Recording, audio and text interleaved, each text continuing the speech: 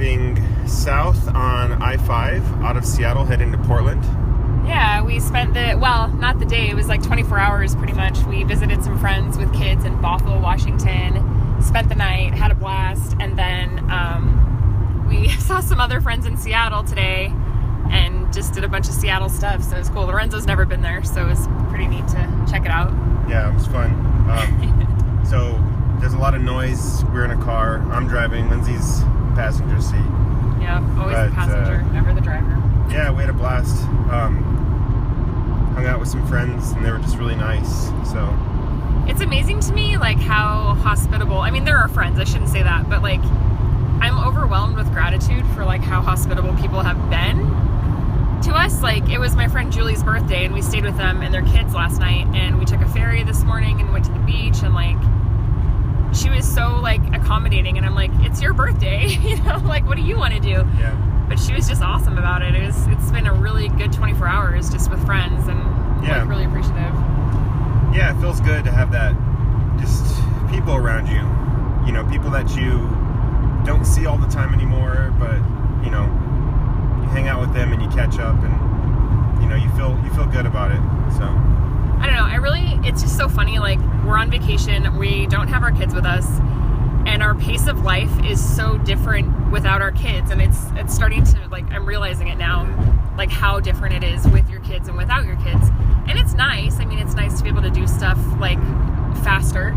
Do you miss the kids? I do. I mean, there's things like I miss though, and it feels sort of unnatural to me now to not have any responsibility other than myself, like right now. Yeah. It's weird. It's a weird feeling. You feel like you need to be somewhere, think about something. I feel like I have all these obligations, but I don't, and that's what's really messing with me. Like, right. I'm like, oh, I should probably do this and this because, oh wait, I don't have to. Yeah. Well, so it's kind of funny. It's a nice little R&R, but at the same time, I feel like we've been busy since we got here, like visiting people and stuff. It's just a different kind of busy. Yeah. You know? Well, it wouldn't be a recording of ours if I didn't mention the Bad Christian podcast. Oh my gosh, here we go again.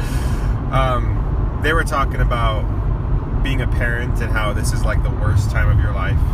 Like, there's something always going on. Your brain is always busy. And that's how I feel on this trip, is like I feel like my brain should be busy, but it's not. And I almost feel a little guilty about it too. I kind of do too, but I have to keep telling myself, like, this is vacation, calm down. Like, right. You know, this is supposed to be relaxation. Like, that's part of not thinking about anything, is being relaxed and being able to just go with it. You know, like today, we went to Seattle and like we've been hanging out. We were gonna, you know, say goodbye to our friends that we spent the night with, and then we were going to see some other friends for lunch. We ended up staying until it's like 7:20 now, and we're just heading out of Seattle. Right. With kids, we would have had to have like a game plan for how we were going to execute the day and the time, right. And break down our schedule and make sure everybody's happy. When are the naps? When are the meals? Where are we, like, what if they can't nap? Are we going to have a meltdown? Yeah, is that a kid-friendly place? Being a parent is a huge deal. It's a huge deal. Like, there's so much responsibility that you have to, like, think about. Like, it's just kind of crazy. It's weird to, like, even just today to get a taste of, like, oh, I can do what I want, when I want, and I'm only obligated to myself. Yeah. Like, it's kind of weird. Like, and I think there is a little bit of guilt. I feel selfish. Do you? Yeah, me too. I don't know.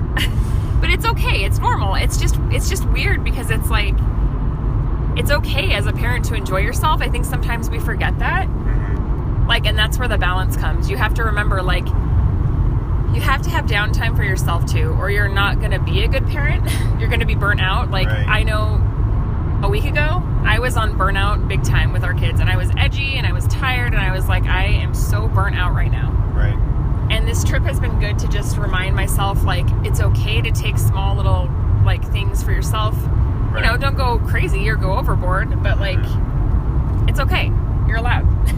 Maybe we can use this trip to kind of plan what those things are. You know what I mean? Like, what do you do to kind of rejuvenate, and how can me and you allow each other to have that time? Right. Because I can tell you that, so I play basketball sometimes with my friend John, or our friend John. Yeah. Both of our friends. Mutual friend. I like to think we're friends, John, if you're listening.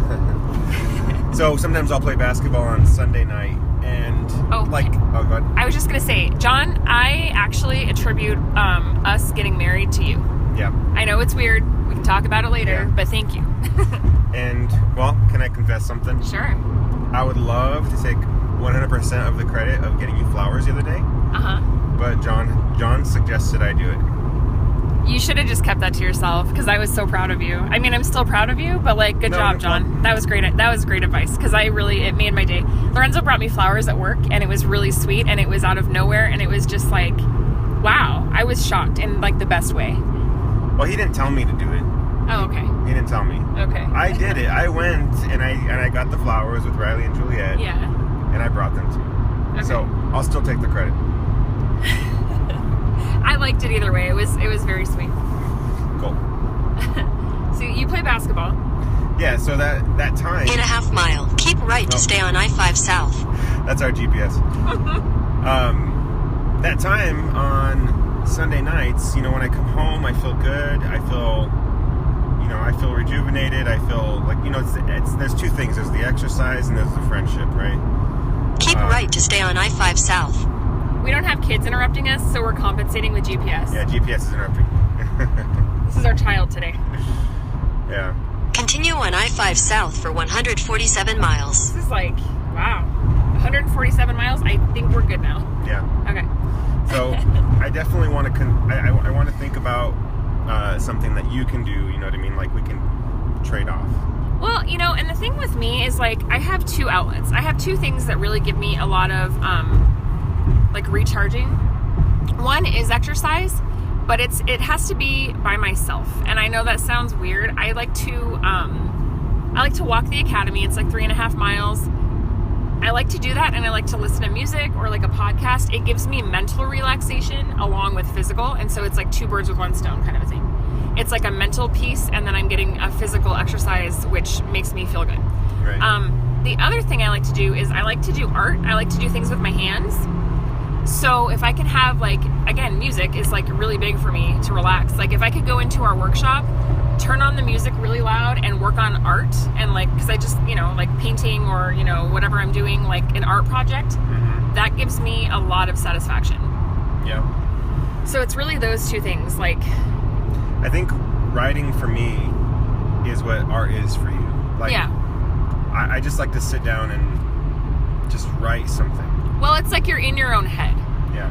And I get that with art. And I like to read too, but I also feel for whatever reason, doing something with my hands gives me a lot of a balance. That came out that's really great grammar, but it gives me a lot of balance. And I need that. So, I need to not be interrupted, and I need to just have time to listen to the music I want to listen to as loud as I want to listen to, and create something that I want to create for me. Right. And it doesn't even have to, that's the thing with art, I guess, for me, is I don't care if it's good or bad or ugly or whatever. It's the process that I enjoy. It's not really the finished product. It's more about the process of making something. Yeah. It's creating something, right? Yeah. Yeah. I get that too. I'm not a super creative person. I'm not good with my hands. I took some art classes, and I kind of struggle in that area, but it does feel good to kind of just focus, I guess. Yeah. It's putting your mental and emotional energy into something that's yours. Right. And then if you can do some of those things, you feel better. And you can give your kids all of that, right? Mm-hmm. Yeah. Mm-hmm. I'm with you. Yeah, no, I think you have to be able to be a better parent, and figure out what makes you a better parent. I just know that I can handle being tired to an extent. It's hard, but I can handle being tired. Mm-hmm. I can handle being bombarded with kids' requests, but then when I don't have a tiny break to just do something like that, that's when I start to feel like I'm on burnout. Yeah. And sometimes I have to be really selfish about it and just say I'm taking an hour to myself, don't bother me. And when you're on burnout, you have a short fuse, and It just escalates. And it just any little thing you can just like snap, and like that's not good. When you recognize that you can snap at any point, that's when you need to like take a time out, right? Yeah, well, it's okay for parents to give themselves timeouts too. And that's the thing. I think I used to struggle with our first son when he was a baby, asking for help, like asking people, like saying, I need some time to myself. Can you watch him? Because I felt like a bad mom for doing that, or how I wasn't somehow living up to the standard of being an involved mom because I needed time to myself. Like, oh, I've failed. Right. Now, I'm like, I am not afraid to ask for help or for time if I need it, because I know that the balance is that it makes me a better mom. Yeah. And I think a lot of new moms don't understand or don't realize that, like, you asking somebody to watch your kid is not admitting defeat, and it's not being weak. Right. It's a human thing, and you do need that time. And if you're asking for it, you probably really need that time. If it's like once in a while, I can see like every night type of deal, that might be that's different. A little much, right? Right. No, that's excessive. But also, I mean, if you have other friends that have kids, or like, they need a break and you need a break, rotate with them, Give them a date night every Tuesday and have them take your kids every Thursday or whatever night works for them. And then everybody wins. Like, you're getting free babysitting. Right. You are having time to yourselves. You can look forward to that every week. And then you're also returning the favor. So the guilt kind of diminishes. Right. And that's important, because there's people that don't have family around to take care of their kids. I mean, we're lucky enough to have that. So I'm really thankful, because we have family on both sides with us. But there's some people that don't have family to take care of their kids or babysit. They don't have anybody. And they can't afford to pay a babysitter every time they want to do something. Mm-hmm. Yeah. There might be single moms too, like. Oh, for sure. Or single dads. Like, there are single dads that do everything and take care of the kids and work and they just need some time to recharge, and it's okay. I couldn't even imagine being a single dad and working, and you know what I mean? Oh, for sure. Like, I'm super grateful that we're like a team. You know what I mean? Oh, yeah. Well, there's certain things that like a mom contributes to the parent, like the parenting situation, that might be more challenging for a dad to contribute by himself, and vice versa. I mean, there's a certain amount of like nurturing and things that a mom does that maybe won't come as naturally for a dad. Right. And like, there's certain things that a dad does that maybe aren't going to come as naturally for a mom. So if you're a single parent on either side, there's going to be things that you're struggling with that like you don't have a partner to help you do that. Right. Yeah. I completely get what you're saying. Like, there's pieces that I have to offer that you can't give our kids, and there's things that you can offer that I can't give, right? Well, and that's, like Lorenzo, you tend to be more patient, like, with things that really irk me with our kids. Mm-hmm. Like, I get really frustrated at certain things, and like, to him it's like, it's fine, I'll handle it. And I'm just like, please do, because I'm about ready to snap. Right. But then there's things that like Lorenzo gets really frustrated about, and I'm like, it's no big deal. Right. Like, I can do that. It's a good balance. It is. So it's definitely a rejuvenating trip, I think.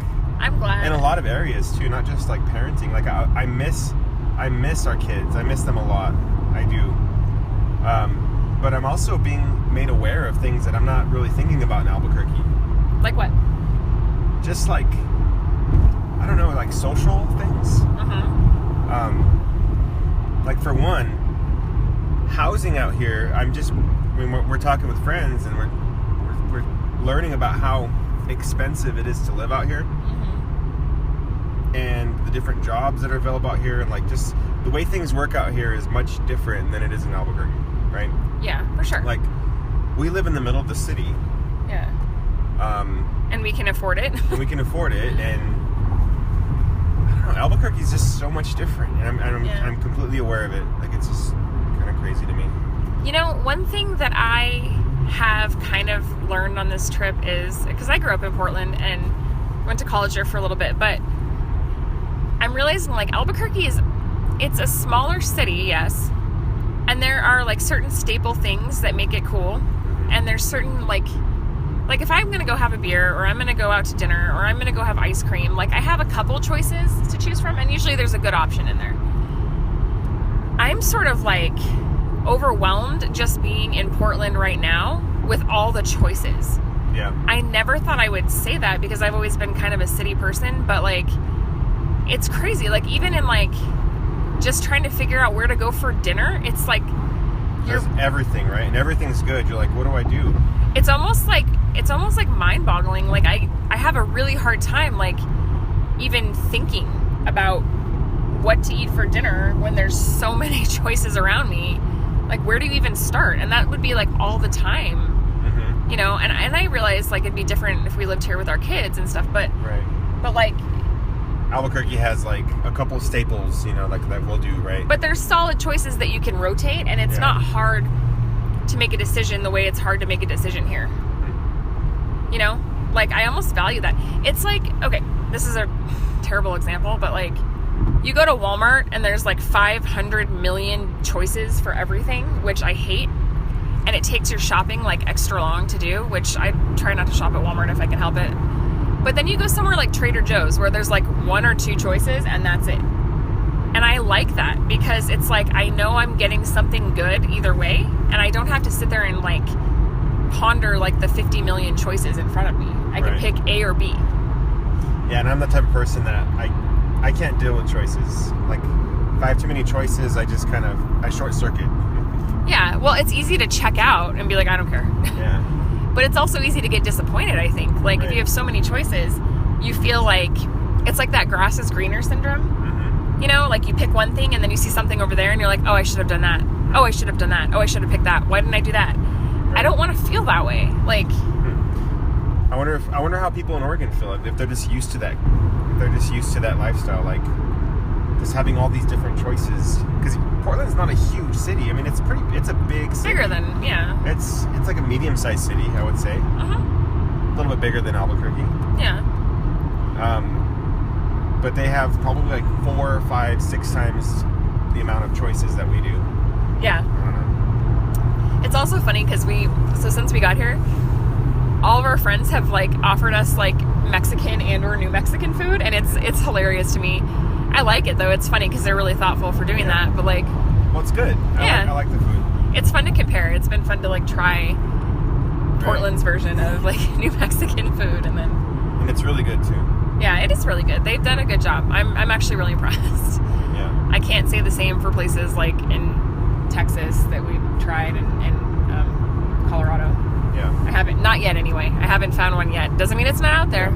I just haven't found it yet. Speaking of Colorado, can I say something? You're gonna apologize to the state of Colorado? Yes, I want to say sorry. I realize that sometimes I'm a huge hypocrite.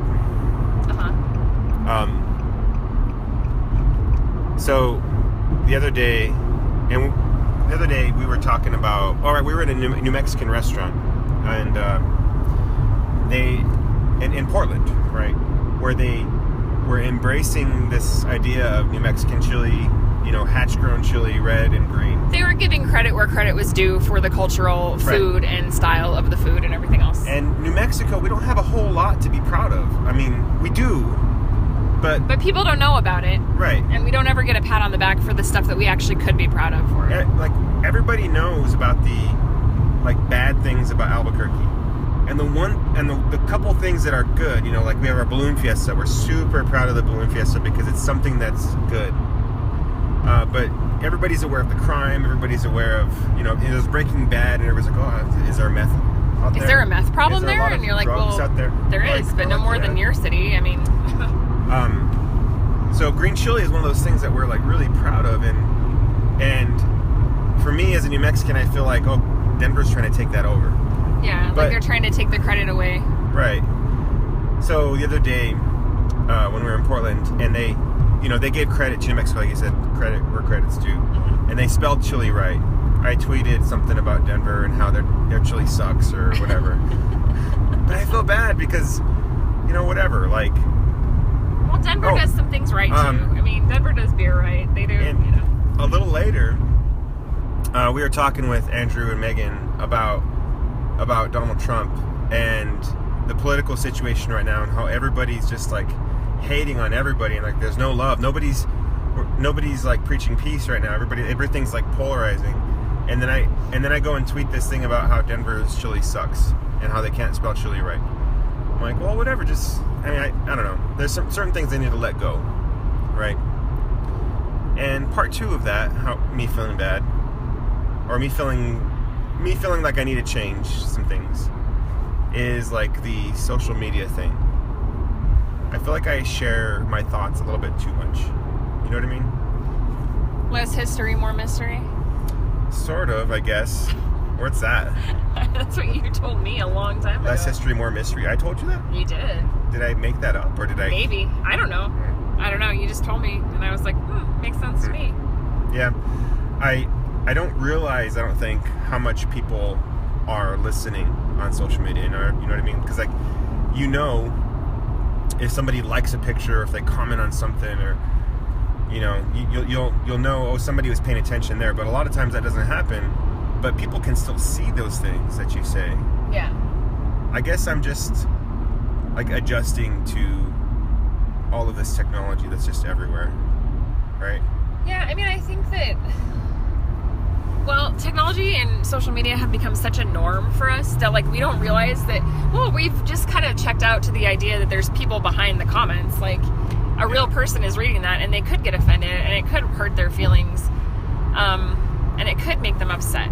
Right. Because we're just looking at the words on the screen, and they're just kind of going out into oblivion somewhere, and we're not thinking about the person that's reading them, or like the history of that person, or why it might make them upset. And I'm not saying that everything everybody says is right all the time, but it's like, I think we've just depersonalized technology to the point where we say whatever we want and we think afterwards, right, when really we should think and then say what we're going to say. And I think for my personality, I am a documenter. I mean, obviously we're recording our conversation. We're putting it on iTunes for everybody to listen. Mm-hmm. Like, I like to document things, and it's hard for me not to document things and just enjoy a moment sometimes. I caught myself doing that today too. That's funny that you mentioned that, because I was like taking pictures, and I was like, oh man, like, we gotta limit our time here. Like, we gotta get back to Portland so we can do A, B, and C. And I'm like, why am I doing that? Like, just relax. Like, we're here, we're in Seattle, we're with friends, like, we're enjoying the day. It was beautiful today. It was sunny and warm outside. Like, we literally have, like, people showing us the most hospitality. Like, our friends live in this, like, 15-story, well, it's actually 26 stories, but they live on the 15th floor. Right. High-rise, and they're inviting us up to their high-rise apartment, and we're on the rooftop. Like, great views, right? Amazing views of the city, right in the middle of the city next to the stadium. Like, why am I thinking about what I have to do, like, later? Like, why am I not sitting here enjoying, like... enjoy right now, right? Enjoying right now. Like, like, it doesn't matter if I have the best picture of the skyline. Mm-hmm. I have that picture in my mind, and I'm going to look back on it, and it's going to mean something to me. And that's what should matter. It shouldn't matter what it looks like to other people. It should matter what it means to me. And I'm going to remember how kindly our friends treated us. And it was a great day. Like, I just, I'm like worrying, like, oh, we got to get back to Portland. We got to hurry up because we're going to meet so-and-so. And it's like, I don't think people sit back and take time to really relax and just enjoy the moment they're in. I think that's an important lesson to learn just in life, too. Not just while you're on vacation, but, like, enjoy right now. I think that's our biggest problem, too, maybe as just people, Americans, or whoever. It's grass is greener syndrome, remember? Yeah. Like, how many years did we struggle with, like, our jobs, or me in particular, right? I'm like, man, I just need to get a better job. I need to get the next level promotion. Well, if you're always looking ahead, you're never looking at what you have, like, Right. I think, and that's, like, even with kids, like, to bring it back to that, like, for me, I love my kids, but parenting is not a natural thing for me. It's very hard. I'm learning. Yeah. Sorry, there's a motorcycle that just cut off a car, and it looks kind of dangerous. Yeah, but, it's a little scary. No, like, parenting, like, I love my kids. I love being a parent to my kids. The act of parenting itself and the actual work, I hate.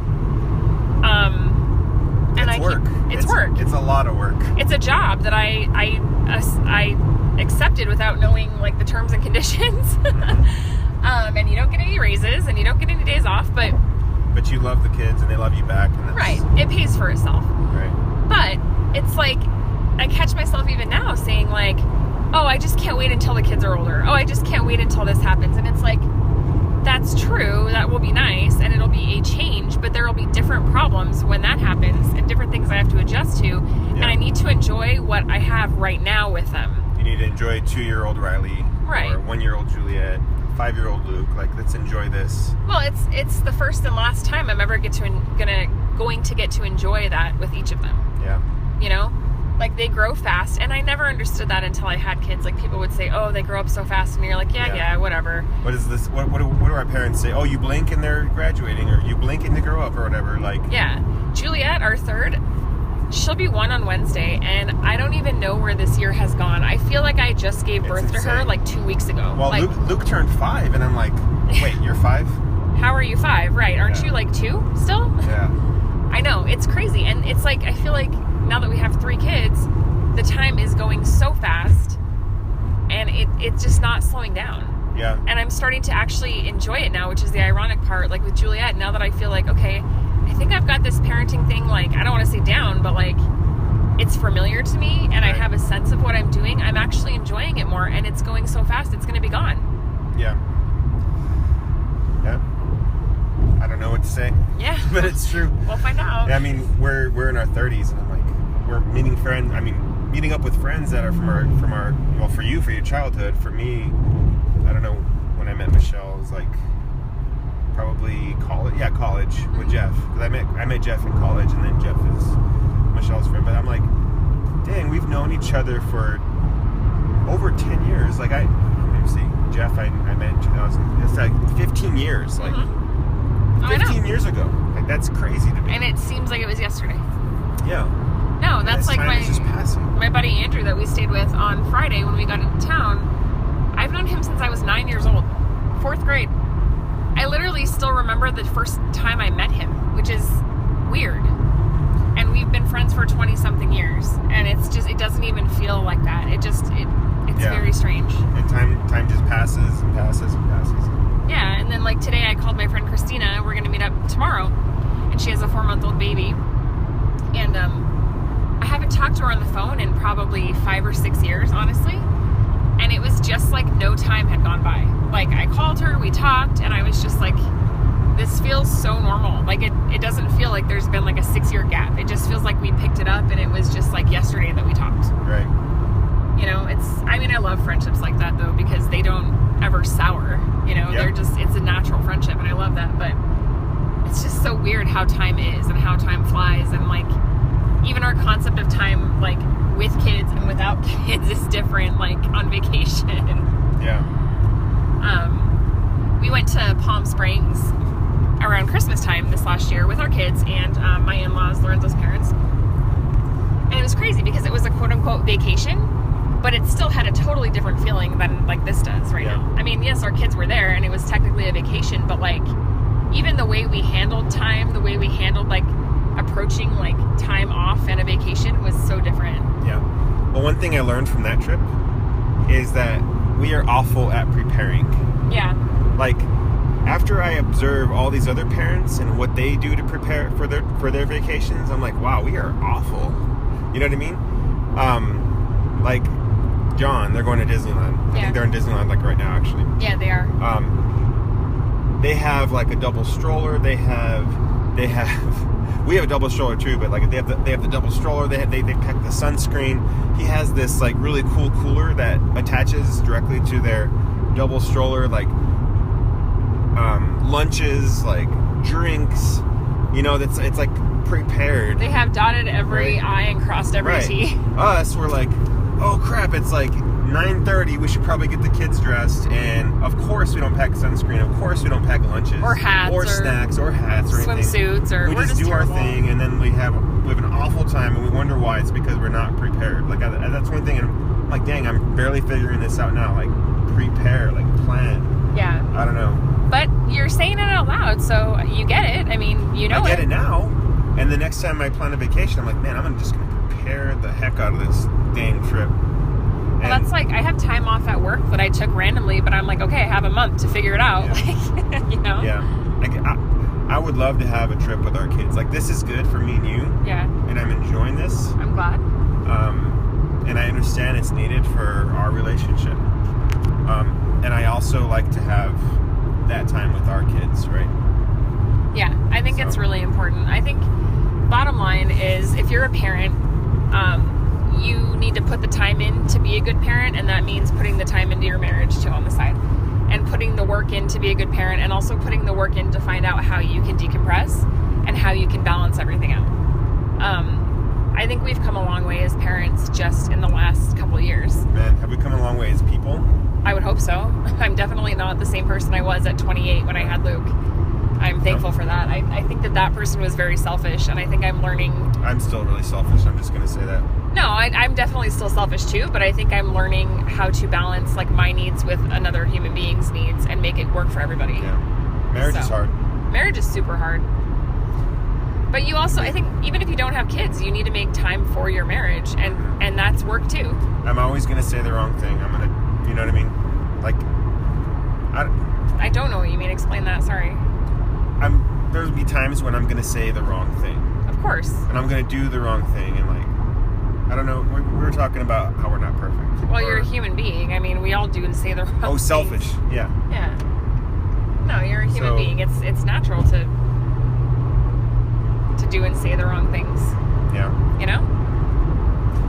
But anyway, we are on the road. We are heading to the Crystal Hotel in Portland, and it's been a good trip so far.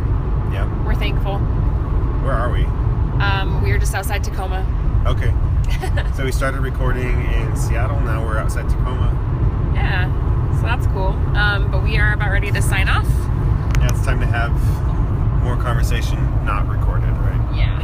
Cool. So. All right, guys. Keep it classy, Seattle. Keep it classy. Peace out. Peace.